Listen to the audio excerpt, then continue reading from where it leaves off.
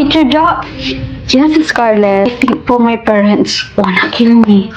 Walang magulang ang gustong pumatay sa anak, ha? Hindi yan magagawa ng mga magulang mo. Kasi siguro ganito yung tsura ko eh. Hindi nila yung magagawa sa'yo, Scarlett, ha? Na, umuwi ka na, inaantay ka na nila.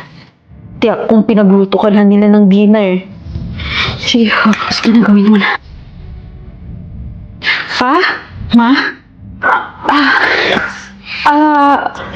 May nakita lang kaming tumakbong daga.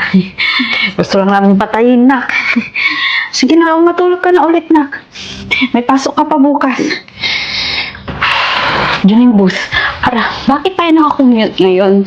Di ba may sarili naman tayong sasakyan? Nasa kasa kasi yung sasakyan natin. Kaya hindi natin magagamit.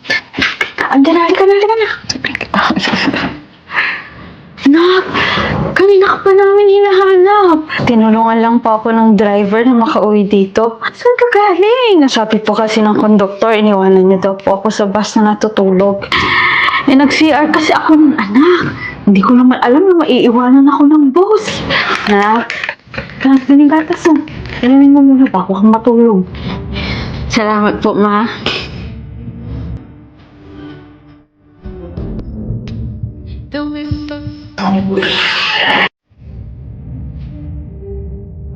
Parang may amoy detergent po. Baka masama po sa kalusugan.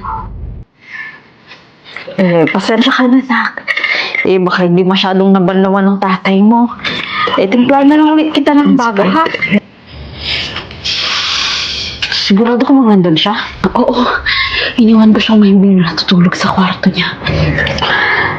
Sa wakas naman maliligpit na natin yung batong yan. Deserve lang mawala sa mundong ito. Paano kung halata ng kapulisan na sinadya natin to? Anong ipapaliwanag natin sa kanila? Maniniwala ba sila pag sinabi natin ang totoo? Maniniwala ba sila sa atin? Hindi yan malalaman. Ang mahalaga, matakasan natin yung batang yan.